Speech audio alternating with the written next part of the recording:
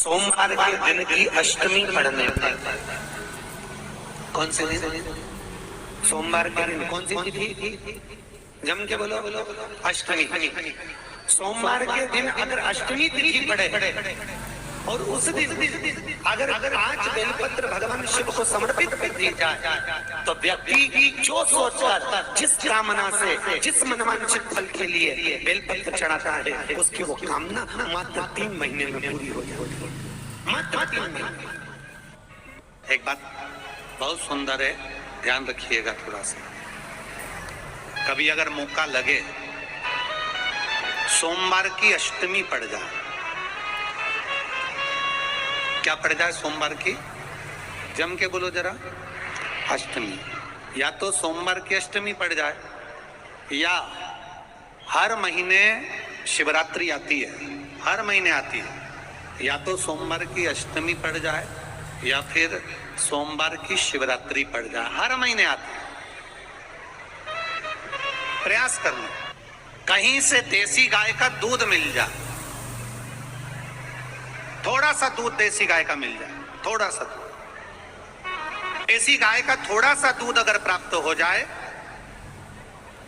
बेलपत्री के पत्ते से दूध कटोरी में लेकर, मात्र बेलपत्री के पत्रे से एक बूंद अगर दूध, आप एक बूंद अगर ज्यादा ना मिला हो, 1 चम्मच भी अगर आपको दूध देसी गाय का मिल गया हो, और सोमवार की अष्टमी पड़ जाए या सोमवार की, जम के बोलो, शिवरात्रि पड़ जाए, उसमें केवल अगर देसी गाय का दूध मिल जाए, जर्सी गाय का नहीं हो, देसी गाय का अगर दूध मिल जाए, बेलपत्री के पत्ते से, तुम्हारे घर के अंदर अगर शिवलिंग है या मंदिर में शिवलिंग है या तुम्हारे नजदीक में कोई शिवलिंग है, उस पर बूंद बूंद, एक एक बूंद अगर शिवलिंग पर दूध समर्पित कर रहे हो, श्री शिवाय नमस्तुभ्यम, नमः शिवाय, या षडाक्षर मंत्र ओम नमः शिवाय, या 33 अक्षर का मंत्र महामृत्युंजय मंत्र, इसका स्मरण कर कर शिव जी पर देसी गाय का दूध समर्पित कर कर इस बेलपत्री को अशोक सुंदरी वाली जगह पर अगर आप समर्पित कर देते हैं, फिर आप जिस भी चीज के लिए अप्लाई करें, मेरा देवाधिदेव महादेव आपका हाथ पकड़कर खींचकर आगे बढ़ाएंगे। मेहनत करना, कर्म पूरा करना, पढ़ाई अच्छी करना, और पढ़ाई के साथ में विद्या अध्ययन करने के साथ में अच्छी मेहनत के साथ में देसी गाय का दूध भगवान शंकर को समर्पित करना, भगवान शंकर को समर्पित करना, देसी गाय का दूध धीरे धीरे धीरे धीरे समर्पित,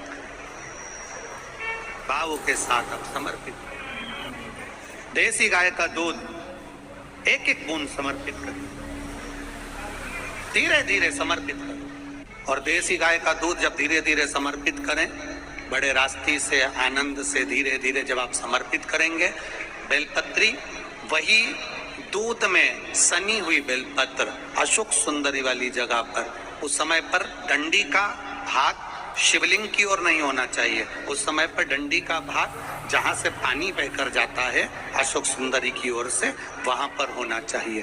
कार्य में सफलता मिलती है। शिव तत्व को धारण। सोमवार की अष्टमी का मतलब आपको इंदौर की कथा में बताया था, जिस दिन शंकर और पार्वती के मिलन का दिवस हो, और केवल एक माता पार्वती के अकेले मिलन का नहीं, 64 योगनिया तक भगवान शंकर से मिलने के लिए आती है। पीला चंदन लगा लेना। कितना लगाना है? बीच वाला जो पत्ता है उस पर पीला चंदन। जब आपको लगे कि मेरा जीवन बहुत कष्टमय है, अब ये रोग, अब ये कष्ट दूर ही नहीं हो रहा, अब ये आए दिन तकलीफ पर तकलीफ बढ़ती जा रही है, आए दिन रोग, बीमारी, पैसा घर में बच नहीं रहा, बहुत कष्टमय जीवन है, इसमें लगाओ पीला चंदन बेलपत्री की बीज पत्ती महाराज। और बीज पत्ती पर जब चंदन लग जाए, लगने के बाद में ये दोनों पत्ती पर लाल चंदन लगा लीजिए। इन दोनों पत्ती के बीच में जो डंडी का भाग होता है, आपको कहा था, आपको स्मरण में होगा शायद, हमने जब बेलपत्री की महत्वता बताई थी तो बेलपत्री की महत्वता में कहा था ब्रह्मा विष्णु महेश ये 3 हैं, बोला था। बीच में ये बड़ी पत्ती से लेकर जो 2 पत्तियां होती हैं, इनके बीच में जो जगह बचती है, इसमें मां पार्वती के 64 योगनियां, मां पार्वती अपनी पूर्ण सिद्धि के साथ में जितनी भी देवी के स्वरूप हैं, वो माता 64 योगनियां देवी के स्वरूप में यहाँ पर विराजमान होती हैं। 2 पत्ती के नीचे से जो डंडी होती है नीचे तक, ये पूरी डंडी में 33 कोटि देवी देवताओं विराजमान होते हैं इस पूरी डंडी के अंदर।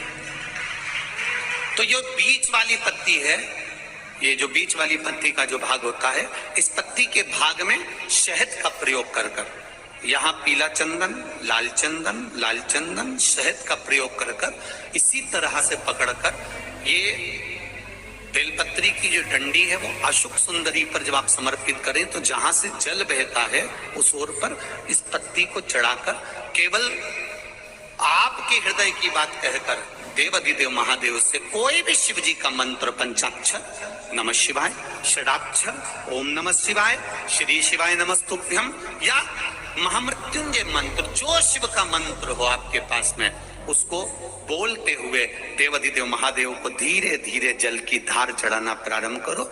जल की धार जब पूर्ण होने लगे, उसमें थोड़ा जल बचे, तब अशुक सुंदरी पर जो तुमने बेलपत्र चढ़ाई है, वहां उस जलधार को चढ़ा।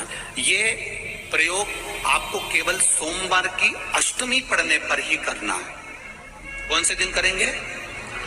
जम के बोलिए जरा।